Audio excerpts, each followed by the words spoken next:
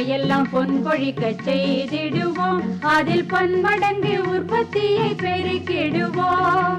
பண்ணையெல்லாம் பொன் கொழிக்க செய்திடுவோம், அதில் பன்மடங்கு உற்பத்தியை பெருக்கிடுவோம். உழவர் உலகம். கண்மணி பொல்லல் மணியை வளர்த்திடவே நாடும் கருத்துரைக்கும் ஒளிபரப்பை கேட்டிடுவோம். கண்மணி பொல்லல் மணியை வளர்த்திடவே நாடும் கருத்துரைக்கும் ஒளிபரப்பை கேட்டிடுவோம்.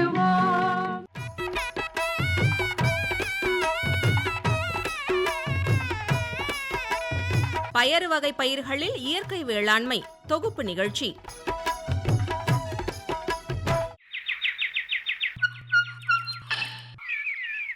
என்ன செல்வி, வீட்டை பூட்டிட்டு வெளியே கிளம்புறியா? ஏன் வள்ளி, வீட்டை பூட்டின பிறகு நீ வீட்லயே இருப்பியா என்ன? அட, எங்கேயோ வெளியே போற மாதிரி இருக்கேன்னு கேட்டேன். வெளியே தான் கிளம்புறேன் வள்ளி, ஒரு முக்கியமான வேலையா போயிட்டு இருக்கேன். சரி, நீ என்ன விஷயமா என்னை இப்படி கிளம்ப விடாம நிப்பாட்டி பேசிக்கிட்டு இருக்க? நிப்பாட்டெல்லாம் இல்ல, எங்க போறேன்னு தெரிஞ்சுக்கலாமேன்னு நினைச்சேன். சரி சரி, நான் சொல்ல வந்த செய்தியை சொல்லிவிடுறேன். நாளைக்கு அவரையே அறுப்பு செய்யணும். உங்கள் மச்சான் சந்தைக்கு போகும்போது அதையும் எடுத்துகிட்டு போக முடியுமான்னு எங்கள் மச்சான் கேட்க சொன்னார். நாளைக்கு சந்தைக்கு போகணுன்னு தான் மச்சான் சொன்னார். எதுக்கும் அவர்கிட்ட இதை பற்றி ஒரு வார்த்தையை கேட்டுட்டு உனக்கு சொல்கிறேன். அப்படியா? அப்போ சரி. அப்புறம் நான் இப்போ நம்ம ஊர் வேளாண்மை அறிவியல் நிலையத்துக்கு போயிட்டுருக்கேன் வள்ளி. ஓஹோ, மண் எதுவும் பரிசோதனை கொடுக்க போறியா? இல்லை வள்ளி, சிறப்பு கூட்டம் நடக்க போகுது. அங்கே போய் கூட்டத்தில் சொல்கிற விவரங்களை தெரிஞ்சுக்கிட்டு வான்னு மச்சான் சொன்னார். அதான் உடனே கிளம்பிட்டேன். நல்ல விஷயந்தான், போயிட்டு வா. வந்த பிறகு அங்கே என்ன விவரங்க சொன்னாங்கன்னு எனக்கும் சொல்ல மறந்துடாத. ஏன் வள்ளி, நீயும் என்னோட கிளம்பி வரலாம்ல? வீட்டில் நிறைய வேலை கிடக்கு செல்வி. ஏன், எனக்கு அப்போ வேலை எதுவும் இல்லைன்னு சொல்கிறியா? அப்படி இல்லை செல்வி. அங்கே போனால் வல்லுநர்கள் நமக்கு விரிவாக தெளிவாக விவரங்களை எடுத்து சொல்லுவாங்க. அவங்க சொல்கிற தகவல்களை ஒன்று விடாமல் நாம் தெரிஞ்சுக்கலாம். நமக்கு ஏதாச்சும் சந்தேகம் இருந்தாலும் தீர்த்துக்கலாம்ல. நீ சொல்கிறதும் சரியாக தான் படுது. அப்புறம் என்ன, யோசிக்காம என்னோட கிளம்பி வா. சரி, கொஞ்சம் பொறு, வீட்டை பூட்டிட்டு வந்துடுறேன். வெரசா ஓடியா வள்ளி, கூட்டத்துக்கு நேரம் ஆயிட்டே இருக்கு.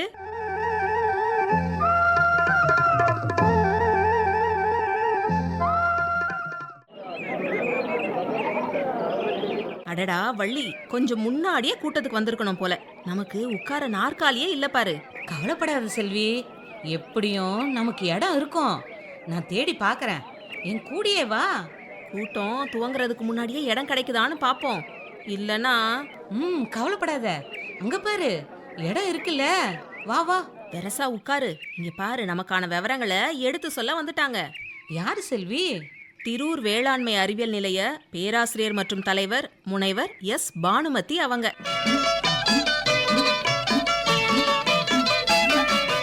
பயிர் வகை பயிர்கள் பார்த்தோம்னா மண் வளத்தை அதிகரிக்குது அப்படின்னு எல்லாருக்கும் தெரியும். அது மட்டும் இல்லாமல் மக்களோட ஆரோக்கியத்தை மேம்படுத்துவதில் இந்த பயிர் வகை பயிர்கள் ஒரு முக்கிய பங்கு வகிக்கின்றன. மேலும் மண் அரிமானம் தடுக்கப்படுவதோட காட்டில் இருக்கிற தழைச்சத்தை கிரகித்து வேர் முடிச்சுகளில் நிலைநிறுத்தி மண் வளத்தை பாதுகாக்கிறதுல இந்த பயிர் வகை பயிர்கள் முக்கியமாக செயல்படுகின்றன. நம்ம தமிழ்நாட்டு என்னென்ன பயிர்கள் முக்கியமான பயிர் வகை பயிர்கள் அப்படின்னு பார்த்தீங்கன்னா, அதிகமான பரப்பளவில் உளுந்து இருக்குது, அதுக்கப்புறம் பாசிப்பயிறு, அதுக்கப்புறம் துவரை, தட்டைப்பயிறு, கொள்ளு, பனிப்பயிறு மற்றும் கொண்டைக்கடலை. இவங்கெல்லாம் ரொம்ப முக்கியமான பயிர் வகை பயிர்களாக நம்ம தமிழ்நாட்டு விவசாயிகள் பயிரிட்டு வராங்க. தமிழ்நாட்டை பொறுத்தளவுக்கு நம்மளுடைய அகில இந்திய உற்பத்தி திறனை விட இங்கே குறைவாக இருக்குது. அப்போ உற்பத்தி திறனை மேலும் அதிகரிக்க தமிழ்நாட்டிலிருந்து வெளியிடப்பட்ட உயர் விளைச்சல் ரகங்கள் மற்றும் மேம்படுத்த தொழில்நுட்பங்களை நம்ம பயன்படுத்தோம்னா என்னுடைய உற்பத்தி திறனை மேலும் நம்ம உயர்த்தலாம். இப்போ உளுந்து எடுத்துட்டோம்னா குறுகிய கால ரகங்கள் நிறைய வந்திருக்கு. இப்போ அதில் அதிகமாக பார்த்திங்கன்னா 65 நாட்கள்லேயே நம்ம அறுவடைக்கு வர மாதிரி ரகங்கள் அவருக்கு. நம்ம வம்பன்லேருந்து இந்த வருடம் வம்பன் 12 ரகங்கள் வந்திருக்கு. அதே மாதிரி கோயம்புத்தூர்லேருந்து நம்மளுடைய பல்கலைக்கழகத்தில் இருக்கிற பயிரியல் துறையிலிருந்து கோ 7 அப்படிங்கிற வரைக்கும் ரகங்கள் இருக்குது. பொதுவாக பார்த்தோம்னா இப்போ வர ரகங்கள் எல்லாமே குறைந்த வயது, அது இல்லாமல் ஒரே சமயத்தில் முதிர்ச்சியடையும் தன்மை, சிங்கரனஸ் மெச்சூரிட்டி அப்படிம்போம். எந்த அறுவடைக்கு ஏற்றதாக இருக்கணும்னா காய்கள் எல்லாம் ஒரே டைமில் முதிர்ச்சி அடைந்தால் தான் பண்ண முடியும். அதனால் ரகங்கள் எல்லாமே அந்த மாதிரி தான் நம்ம கொண்டு வரோம். பச்சை பயிரில் பார்த்தீங்கன்னா வம்பன் 6 கடந்த 2023 வெளியிட்டோம். இந்த ரகங்கள் வந்து நம்ம சொன்ன மாதிரி இயந்திர அறுவடைக்கு ஏற்றதாக இருக்கிறது. நெல் தரிசுக்கு ஏற்ற ரகங்களில் வந்து குறிப்பாக சொல்லணும் அப்படின்னு பார்த்தீங்கன்னா, இந்த ஏடிடி 5 அப்படின்னு ஒரு ரகம் வந்து மல்டி ப்ளூம் அப்படிம்பாங்க. அதாவது எல்லாமே ஒரு டைம் பூக்காமல் இது ஒரு 2-3 தடவை வந்து தொடர்ந்து பூக்கிற தன்மை உடையது. இதில் இன்னொரு அட்வான்டேஜ் என்னன்னு பார்த்தீங்கன்னா, அந்த முதல்ல வர காய்கள் வந்து வெடிக்காமல் இருக்கிறது. ஏன்னா வெடிச்சிருச்சுன்னா அந்த காய்கள் வீணாக போயிடும். அப்படி இல்லாமல் அந்த காய்களுமே வந்து ஒரு ஷேட்ரிங் இல்லை, அப்படி அதாவது வெடிக்காமல் அப்படி இருக்கிறதுனால இந்த 2-3 இதில் வர்ற எல்லா காய்களுமே ஒரே டைமில் முதிர்ச்சி அடைந்து அதுவும் வந்து இயந்திர அறுவடைக்கு ஏற்றதாக இருக்கிறது. உளுந்துக்கு அடுத்தது நம்ம வந்து அதிகமாக பயிரிடுறது வந்து பாசிப்பயிறு. பொதுவாக இதுவும் வந்து நம்ம ரபியில் அதிகமாக பயிரிடுறாங்க. இதுலேயுமே பார்த்தோம்னா கொஞ்சம் வயது வந்து பார்த்திங்கன்னா 80 நாட்கள் வரைக்கும் மானாவாரிக்கு ரகங்கள் தேவைப்படுது. இதில் இரவையில் பார்த்திங்கன்னா ஒரு 65-70 நாட்களுடைய ரகங்கள் வந்து நம்ம பயன்படுத்துகிறோம். இதில் குறிப்பாக நான் சொல்லணும்னா கோயம்புத்தூர்லேருந்து வந்து நம்ம கோ 9 வரைக்கும் 9 ரகங்கள் வெளியிட்டிருக்காங்க. அதில் கோ 7, கோ 8, கோ 9 வந்து ரொம்ப சிறப்பாக நிறைய ஏரியாவில் வந்து பயிரிட்டு வராங்க. அதில் வம்பனில் பார்த்திங்கன்னா வம்பன் 7 வரைக்கும் நம்ம வெளியிட்டிருக்காங்க. அதில் வம்பன் 7 கடைசியாக வெட்ட ரகம், அதுவும் வந்து நம்ம கரீஃப் ரபி ரெண்டுலேயுமே வந்து நம்ம அதை பயிரிடலாம். மேலும் மேம்படுத்தப்பட்ட தொழில்நுட்பங்கள் இருக்குது. பச்சை பயிராகட்டும் உளுந்தாகட்டும் இதெல்லாம் பார்த்தீங்கன்னா நாங்கள் பயிறு ஒன்றரை அப்படின்னு சொல்லுவோம். பல்ஸ் ஒன்றரை வந்து நீங்கள் வந்து கரெக்டான டைமில் அடிச்சிங்கன்னா இன்னும் உங்களுக்கு வந்து அந்த பூக்கள் எல்லாமே அப்படி நின்று நிறைய காய்கள் வந்து திரட்சியாக காய்கள் வந்து விதைகளும் நல்லா உங்களுக்கு ஃபில்லிங்காக வரும். அப்போ நல்லா வெயிட் வரும்போது உங்களுக்கு நல்ல மகசூல் கிடைக்கும். எல்லா வகையான பயிர் வகை பயிர்களுக்குமே இந்த பல்ஸ் ஒன்றை நீங்கள் வந்து உபயோகிக்கலாம். அடுத்ததாக பார்த்திங்கன்னா நம்ம முக்கியமான பயிர் நம்ம தமிழ்நாட்டில் துவரை. அதை பொதுவாக வந்து பார்த்திங்கன்னா அதிகமாக ஆடிப்பட்டத்தில் பண்ணுறோம். மானாவாரியில் 95% பார்த்திங்கன்னா மானாவாரி தான் பயிரிடுறாங்க தமிழ்நாட்டில். ரகங்கள் பார்த்தோன்னா முதல்லலாம் பார்த்திங்கன்னா ஃபோட்டோ சென்சிட்டிவ் அப்படின்னு சில பருவங்களில் மட்டும் பூக்கக்கூடியது, சில பருவங்களில் போட்டால் பூக்காது. ஆனால் இப்போ வர ரகங்கள் எல்லாமே பார்த்திங்கன்னா எந்த பருவத்தில் போட்டாலும் பூக்கக்கூடிய ரகங்களாக இருக்கிறது. வயதும் பார்த்திங்கன்னா ரொம்ப குறைஞ்சிச்சு. முதல்ல நம்ம பெரண்ணியல் அப்படின்னு சொல்லுவோம். மாதக்கணக்கில் அப்படியே விட்டுருவாங்க, வரப்பில் நட்டுருப்பாங்க, அந்த தான் வந்து நம்ம அப்படி சொல்லுவோம். இப்போ குறுகிய கால ரகங்கள் வந்து நம்ம பார்த்தோம்னா அதிகமாக 110 நாள்லேயே முதிர்ச்சி அடைந்திருது. அதில் குறிப்பாக முக்கியமான ரகங்கள் பார்த்திங்கன்னா வம்பன் 3, ஏபிகே 1, அப்படி அருப்புக்கோட்டை 1. இந்த ரகங்களில் வந்து ரொம்ப குறுகிய கால ரகங்கள். அப்புறம் மத்திய கால ரகங்கள் வந்து கோ 7, இது வந்து ஒரு 120 130 நாட்கள் வயதுடையது. துவரையில் அதிகமாக தோன்றக்கூடிய இந்த காய்ப்புழு வந்து ரொம்ப முக்கியமான ஒரு பிரச்சனை, அதை தாங்கி வளரக்கூடியது. மேலும் மலட்டு தேமல் நோயை தாங்கி வளரக்கூடிய ரகங்களாக இருக்கிறது. அடுத்த முக்கியமான பயிர் பார்த்தீங்கன்னா தட்டைப்பயிர். முதல்லலாம் பார்த்தீங்கன்னா பழைய ரகங்கள் எல்லாமே வந்து உங்களுக்கு அப்படியே கொடி கொடியாக வந்துக்கிட்டே இருக்கும். நீங்கள் விட்டிங்கன்னா அது பாட்டுக்கு பூ வந்துகிட்டே இருக்கும், காய் காய்ச்சிட்டே இருக்கும். அந்த மாதிரி இல்லாமல் அதெல்லாம் இன்டிட்டர்மினேட் டைப் அப்படின்னு சொல்லுவோம். இப்போ வர ரகங்கள் எல்லாமே குறைந்த வயதுடைய, அதாவது 75 நாட்களில் முதிர்ச்சி அடையுது. அது இல்லாமல் டிட்டர்மினேட் டைப் அப்படிம்போம், அதாவது ஒரே சமயத்தில் வந்து காய்கள் எல்லாம் வந்து உங்களுக்கு வந்துடும். அதனால் உங்களுக்கு அறுவடை வந்து ரொம்ப ஈஸியாக இருக்குது. இந்த மாதிரி ரகங்கள் வந்தால் தான் நம்ம விவசாயிகளுக்கு வந்து பயனுள்ளதாக இருக்குது அப்படின்ட்டு எல்லாமே பார்த்தீங்கன்னா ஒரே டைமில் அறுவடை ஆகிற மாதிரி காய்கள் முதிர்ச்சி அடைகிற மாதிரி நம்ம ரகங்கள் வெளியிட்டிருக்கோம். இதுலேயும் பார்த்தீங்கன்னா தட்டைப்பயிரில் பார்த்தீங்கன்னா கோயம்புத்தூர்லேருந்து ஒரு கோ 9 வரைக்கும் ரகங்கள் உண்டு. அதுக்கப்புறம் வந்து வம்பன்லேயும் பார்த்தீங்கன்னா வம்பன் 3, அது நல்லா பாப்புலராக இருக்குது அந்த ரகம். கோயம்புத்தூர் ரகங்களில் பார்த்தீங்கன்னா கோ 6, கோ 7 எல்லாம் வந்து ரொம்ப சிறப்பாக நிறைய இடங்களில் பயிரிட்டு வராங்க. அடுத்ததாக பார்த்தோம்னா கொள்ளு, அதாவது 2 ரகங்கள் இருந்து பையூர் 1 மற்றும் பையூர் 2. இதில் பையூர் 2 தான் இப்போ நிறைய இடங்களில் வந்து பயிர் பண்ணிகிட்ருக்காங்க. நீங்கள் கரெக்டாக விதைச்சிங்கன்னா உங்களுக்கு எந்த ஒரு வகையான செலவும் இல்லாமல் நீங்கள் நல்ல ஒரு மகசூல் எடுக்கலாம். நிப்பிங் அப்படின்னு சொல்லுவோம், அதாவது அந்த கொடி ஓடும் அந்த டைமில் அதை நம்ம கிள்ளி விட்டுறணும் அந்த பூ வர்றதுக்கு முன்னால். அப்போ தான் உங்களுக்கு நிறைய வந்து காய் நிறைய கிடைக்கும். அப்புறம் நீர்ப்பாசனமும் செய்ய வேண்டியதில்லை. ஏன்னா நீங்கள் அந்த பண்ணுற டைம் வந்து கரெக்டாக மழை வரும், பண்ணிடுவீங்க. பனியிலே வளரக்கூடிய ஒரு பயிர் இது. 90-100 நாட்களுக்குள்ளே இந்த பயிரை நீங்கள் அறுவடை பண்ணிடலாம். அடுத்த முக்கியமான பயிர் பார்த்திங்கன்னா இது குறைந்த ஏரியாவில் தான் பண்ணுறோம், நரிப்பயிர் இல்லைன்னா பனிப்பயிர் அப்படின்னு சொல்லுவோம், மாத்பீன் அப்படின்ட்டு. இதில் திண்டிவனத்தில் இருக்கிற ஆராய்ச்சி நிலையத்திலேருந்து TMB1 அந்த ரகத்தை வந்து வெளியிட்டிருக்காங்க.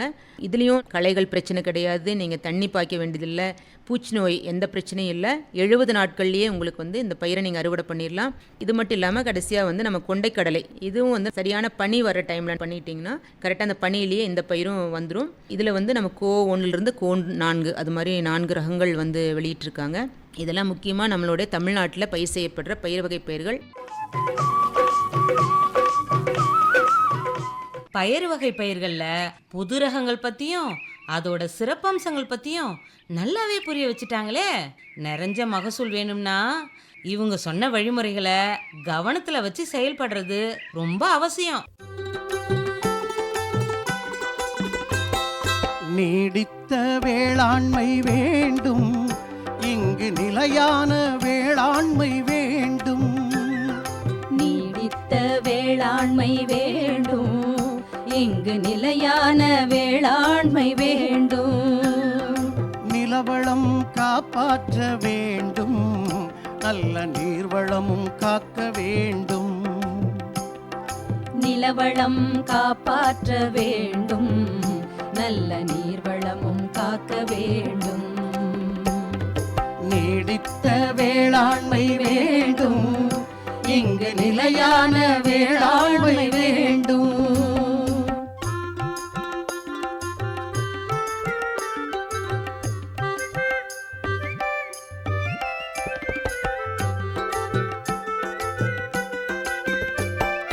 இயற்கையின் வழியிலே சென்று நாம் இனிமேலே விவசாயம் செய்வோம். இயற்கையின் வழியிலே சென்று நாம் இனிமேலே விவசாயம் செய்வோம். செயற்கையாய் வாழ்ந்தது போதும், நாம் சிந்தித்து திசை மாற வேண்டும். வள்ளி, அடுத்ததா திரூர் வேளாண்மை அறிவியல் நிலைய உதவி பேராசிரியர் முனைவர் கே சிவகாமி அவங்க சொல்ற விவரங்களை கேட்டுப்போம். பயிர் வகை பயிர்கள் பொதுவாகவே பார்த்தோம்னா அதிகமான ரசாயனங்களை உட்கொள்ளப்படாத பயிர். நமக்கு மண்ணில் இருக்கிற சத்தையே போதுமானதாக நம்ம கருதப்படுகிறது. இருந்தேனும் உங்கள் மண்ணுக்கு வந்து பார்த்தோம்னா போதிய ஊட்டச்சத்து இருக்கணும். அப்போ விதைப்பதற்கு முன் உங்கள் மண்ணை வந்து நல்ல சாலை வந்து நல்லா வந்து உங்களுக்கு வந்து மண்ணை வந்து ஒரு பொலப்புல தன்மையை வந்து நம்ம வந்து சட்டி கலப்பையெல்லாம் பயன்படுத்தி நல்ல மண்ணை வந்து ஒரு புட்டு பதத்துக்கு வந்து கொண்டு வந்துடணும். பொதுவாக பரிந்துரைக்கிறது ஒரு 12.5 டன் வந்து மக்கிய தொழு உரம்னு சொல்கிறோம். முடிஞ்ச அளவுக்கு அதை பண்ண முடியாட்டாலும் எதனாச்சும் ஒரு சனப்பை தட்டைப்பயிர் போட்டு இந்த மாதிரி பசு இலைகளை வைத்து பயன்படுத்தலாம், இல்லை பசுந்தாள் போட்டு பயன்படுத்தலாம். இல்லை இல்லாத பட்சத்தை பார்த்தீங்கன்னா ஒரு 3 டன்னாச்சும் மினிமம் வந்து உங்கள் வயலில், ஏன்னா பயிர் வகை பயிர்களுக்கு சொன்ன மாதிரி ஊட்டச்சத்து குறைபாடு இல்லைன்னு இது மாதிரி ஒரு 5 டன் அளவுக்குனாச்சும் நீங்கள் உங்களுடைய மண்ணுக்கு ஒரு மக்கிய தொழு உரம் நிச்சயமாக நீங்கள் விட்டு மண்ணை சாலை ஓட்டணும். அப்போ மண் உங்களுக்கு ஓரளவுக்கு நல்ல பதமான வந்த பிறகு கயிர் பிடித்து நீங்கள் விதைகளை நீங்கள் வந்து பயன்படுத்தலாம். விதை நேர்த்தி ரொம்ப ரொம்ப முக்கியம். இந்த ரைசோபியம் விதை நேர்த்தியை பற்றி ஒரு 2 வார்த்தைகள் நான் சொல்ல நினைக்கிறேன்.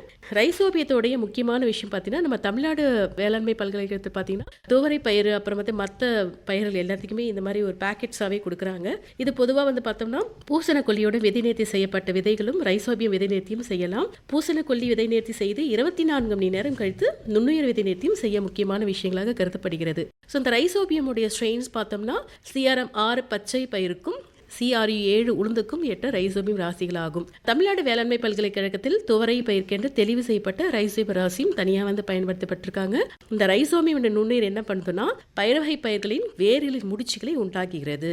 நீங்களே நாமளாக அந்த பயிர் எடுத்து பார்த்தீங்கன்னா வேரில் குட்டி குட்டியாக ஒரு வேர் முடிச்சு பார்க்கலாம். அது வந்து என்ன பண்ணுன்னா காற்றில் உள்ள தழைச்சத்தை வேர் முடிச்சுகளை நிலைநிறுத்துகிறது. அப்போ வந்து இயற்கையாகவே நமக்கு வந்து இந்த பயிர்களுக்கு வளிமண்டலத்தில் இருக்கக்கூடிய அந்த நைட்ரஜன் சத்தை வந்து இது கிரகிச்சு கொடுக்கறதுனால அதே மாதிரி நம்ம ஊட்டச்சத்து கொடுக்கணும் அவசியம் இல்லை.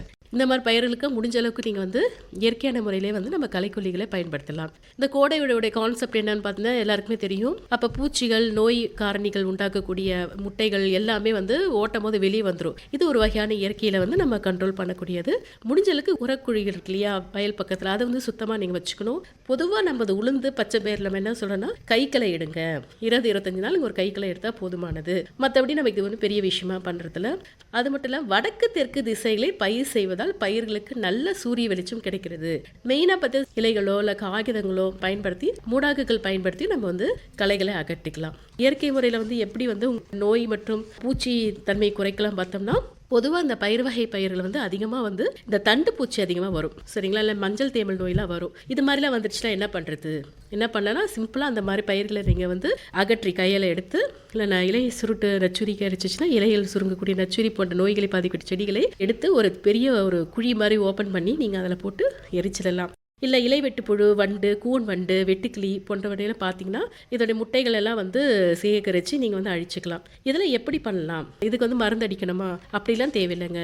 நார்மலாக வேப்ப எண்ணெய் கரைசல் வந்து உங்களுக்கு வந்து 5% வந்து நீங்கள் பயிர் மேலே அப்ளை பண்ணலாம். இப்போ தண்டுப்பூச்சி பாதிப்புக்குள்ளான பகுதியில் பார்த்தீங்கன்னா 25-30% வந்து விதையளவை வந்து பயன்படுத்தி கொண்டு நீங்கள் வந்து பயிர் சேதத்தை வந்து குறைக்கலாம்.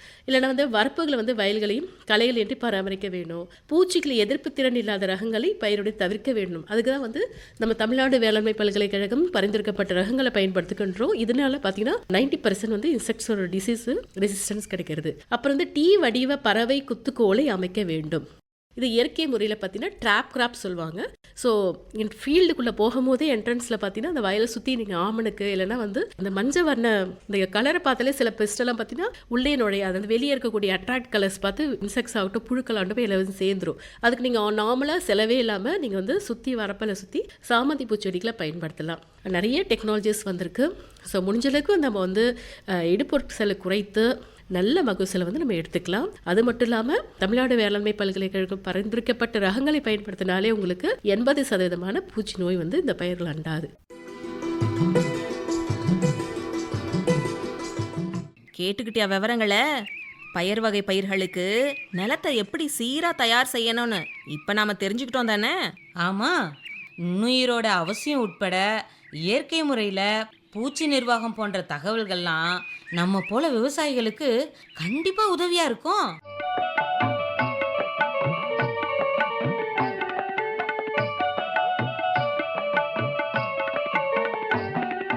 செழித்து வளர உணவு சத்து சிறந்த முறையில் கிடைத்திடும். செழித்து வளர உணவு சத்து சிறந்த முறையில் கிடைத்திடும். கரைத்த நிலையில் இல்லாத சத்தும் கரைந்து வேரை அடைந்திடும். கரைத்த நிலையில் இல்லாத சத்தும் கரைந்து வேரை அடைந்திடும். விளைச்சல் பெருகிடும், நூற்புழுக்கள் அருகிடும். விளைச்சல் பெருகிடும், நூற்புழுக்கள் அருகிடும். களைத்த நிலத்தில் வளத்தை சேர்த்து கூட்ட வேணும் நல்ல தரம். உழைத்த கையில் இருப்பது இப்ப ஊட்டமேற்றிய தொழு உரம். களைத்த நிலத்தில் வளத்தை சேர்த்து கூட்ட வேணும் நல்ல தரம். உழைத்த கையில் இருப்பது இப்ப ஊட்டமேற்றிய தொழு உரம். செல்வி, இன்னமும் விவரங்க சொல்ல வாராக போல இருக்கே. ஆமாவள்ளி, திரூர் வேளாண்மை அறிவியல் நிலைய இணை பேராசிரியர் முனைவர் சி தமிழ்ச்செல்வி அவங்க என்ன விவரங்க சொல்றாங்கன்னு கேட்டுப்போம்.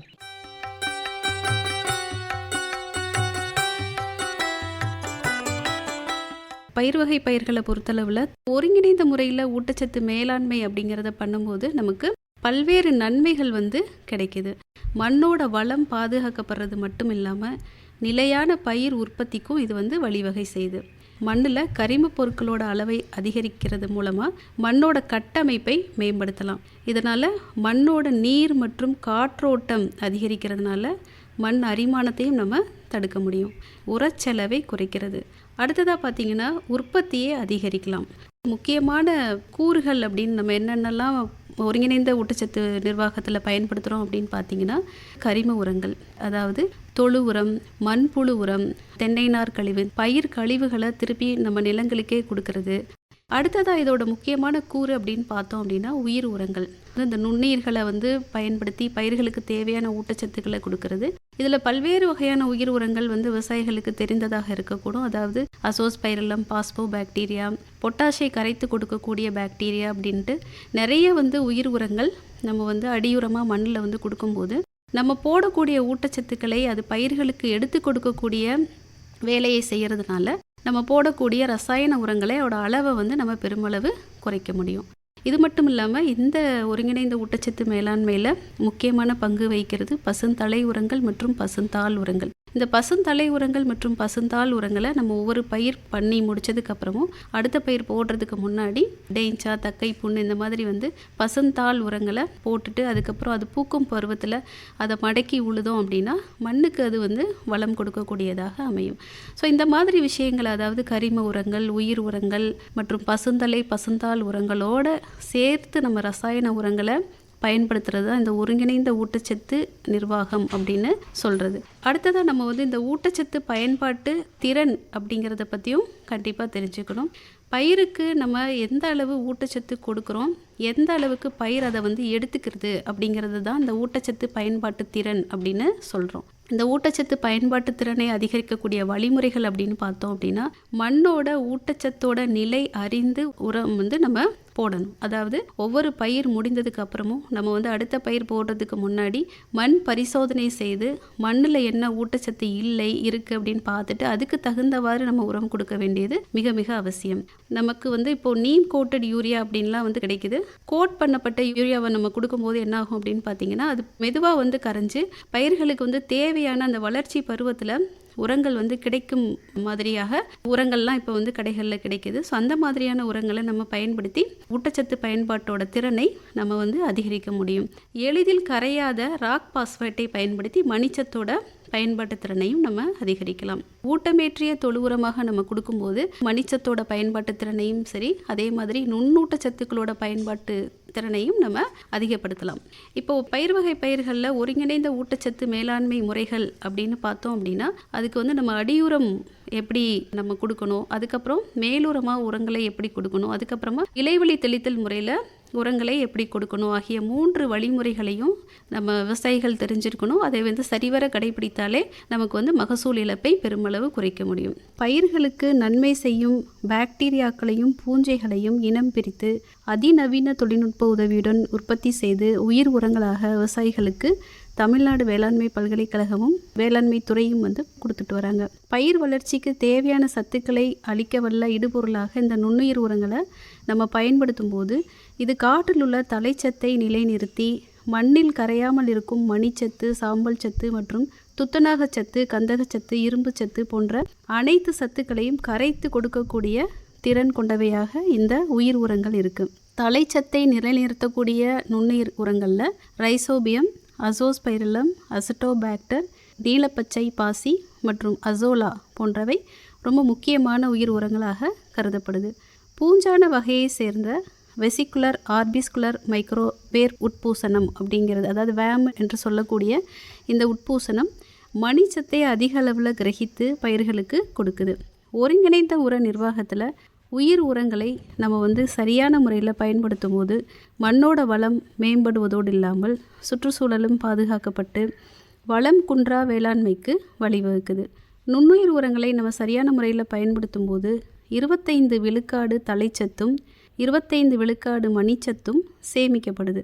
சில நுண்ணுயிர் உரங்கள் தலைச்சத்தை நிலைநிறுத்துவதோடு இல்லாமல் பயிர் வளர்ச்சிக்கு தேவையான பயிர் வளர்ச்சி ஊக்கிகளான IAA, IBA, ஜிபரலிக் அமிலம் போன்ற growth ரெகுலேட்டர்ஸையுமே உற்பத்தி பண்ணுது. ஒவ்வொரு பயிர் வகை பயிர்களுக்கும் வேறு வேறு ரைசோபியா ராசிகள் வந்து நம்ம தமிழ்நாடு வேளாண்மை பல்கலைக்கழகத்தில் அவைலபிளாக இருக்குது. அதோடு மட்டுமல்லாமல் பார்த்திங்க அப்படின்னா அசோஸ்பைரிலம் அப்படிங்கிறது அனைத்து வகையான வேளாண் பயிர்களுக்கும் ஏற்ற ஒரு நுண்ணுயிர் உரமாக இருக்குது. இந்த அசோஸ்பைரிலம் காற்றில் இருக்கக்கூடிய தலைச்சத்தை நிலைநிறுத்துவதோடு இல்லாமல் பயிர் வளர்ச்சிக்கு தேவைப்படும் வளர்ச்சி ஊக்கிகளையும் உற்பத்தி பண்ணுது. இதனால் பயிரோட வேர்கள், தண்டு பாகம், இலைகள் இதெல்லாம் வேகமாக வளர்கிறதோடு இல்லாமல் அதிக மணி பிடிக்கிற தன்மையையும் ஏற்படுத்துது.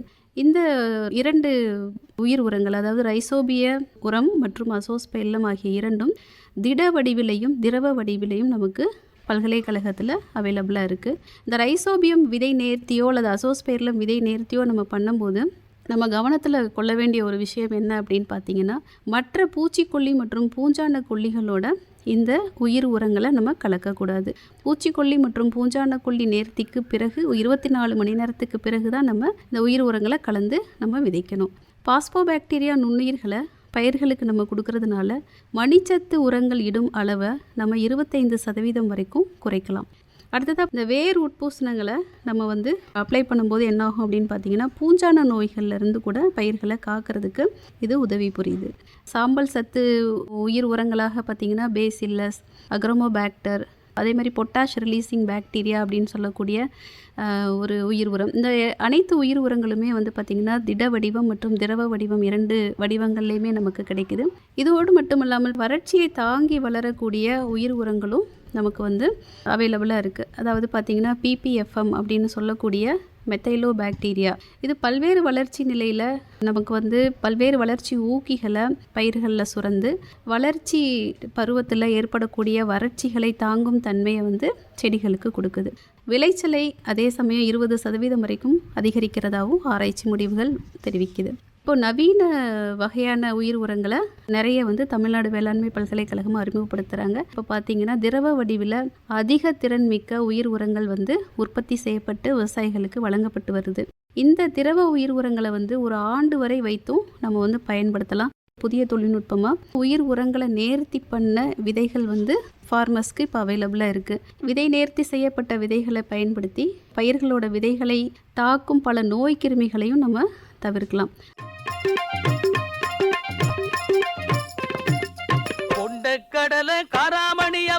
உளுந்து பயறு மணிலா வகைக்கு கொண்ட கடலை காராமணி அவரை உளுந்து பயறு மணிலா வகைக்கு என்ன கவலை இங்கே பாரு ரைசோபியம் என்ற நுண்ணுயிர் இருக்கு என்ன கவலை இங்கே பாரு ரைசோபியம் என்ற நுண்ணுயிர் இருக்கு கம்பு சோளம் ராகி நெல் கரும்பு மக்காச்சோளம் காய்கறி பழங்கள் கம்பு சோளம் ராகி நெல் கரும்பு மக்காச்சோளம் காய்கறி பழங்கள் எந்த காலமும் ஏற்ற பலன் தர இங்கே இருக்கு அசோஸ்பைரில்லம் பருத்தினில் காய்கறி பாங்காய் வளர இருக்குது பாரு அசட்டோபேக்டர் பருத்தினில் காய்கறி பாங்காய் வளர இருக்குது பாரு அசட்டோபேக்டர் கருத்தாய் கேளு கவனமாய் போடு குறித்தவாறு பலன் கைமேல் பாரு கருத்தாய் கேளு கவனமாய் போடு குறித்தவாறு பலன் கைமேல் பாரு மண்ணின் வளத்தை மிகவும் கூட்டி மகசூல் பெருக செய்திடவே நுண்ணுயிர் உரங்கள் உண்மையிலேயே உயிர் உரமாக செயல்படுமே. ஒருங்கிணைந்த முறையில பயிர் பராமரிப்பு செய்யறதால மண் வளம் சுற்றுச்சூழல் இதெல்லாம் பாதுகாக்கப்பட்டு பயிரும் தரமா வளருது பாரு. பயிர்களில் அதிக பூக்கள் பூக்கிறது நிறைஞ்ச மகசூலுக்கு ரொம்ப முக்கியமாச்சே. அதுக்கு இவங்க சொன்ன தகவல்களை நாம் கண்டிப்பாக பயன்படுத்திக்கணும். தெரிஞ்சுக்கிட்ட விவரங்களை சரியா பயன்படுத்திக்கிறது தானே முக்கியம். அப்பா, இன்னைக்கு நிறைய விஷயங்களை தெரிஞ்சுக்கிட்ட திருப்தி எனக்கு. நல்லா தெளிவா பொறுமையா குறிப்பா எல்லாரும் புரிஞ்சுக்கிறாப்புல விவரங்களை எடுத்து சொன்னாங்கல்ல. சரி சரி, நேரமாகுது வள்ளி, வா அப்படியே பேசிக்கிட்டே நடப்போம்.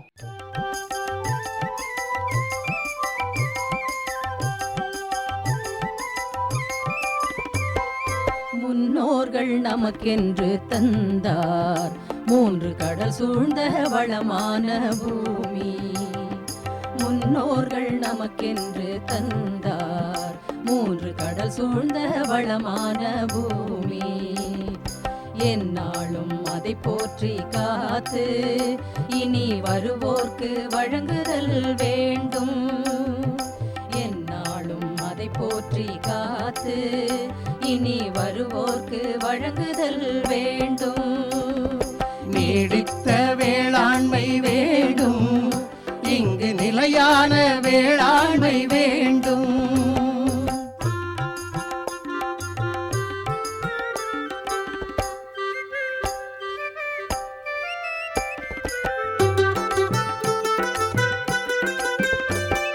மாசில்லா சூழ்நிலை வேண்டும், நம் மனம் போல நலவாழ்வு வேண்டும். இயற்கையின் வளம் காக்க வேண்டும், வாழ்வை எல்லோரும் கொண்டாட வேண்டும். நீடித்த வேளாண்மை வேண்டும், இங்கு நிலையான வேளாண்மை வேண்டும். நிலவளம் காப்பாற்ற வேண்டும், நல்ல நீர்வளமும் காக்க வேண்டும். உண்ணும் பொருள் அத்தனையும் விளைத்திடுவோம், நித்தம் உழைப்பால் நில மகளை வணங்கிடுவோம். அமைப்பில் உதவி வி. உஷா. உண்ணும் பொருள் அத்தனையும் விளைத்திடுவோம், நித்தம் உழைப்பால் நில மகளை வணங்கிடுவோம். அமைப்பு எஸ். முருகேசன். பொட்டலையும் பூம்பொழிலாய் திருத்திடுவோம், அதற்கு புத்தம் புது முறைகளையும் புகுத்திடுவோம். பொட்டலையும் பூம்பொழிலாய் திருத்திடுவோம், அதற்கு புத்தம் புது முறைகளையும் புகுத்திடுவோம். இத்துடன் இன்றைய உழவர் உலகம் நிகழ்ச்சி நிறைவு பெறுகிறது. பட்டி தொட்டி சொர்க்கமாக பாடுபட்டே நம் பாரத சமுதாயத்தை உயர்த்திடுவோம். பட்டி தொட்டி சொர்க்கமாக பாடுபட்டே நம் பாரத சமுதாயத்தை உயர்த்திடுவோம்.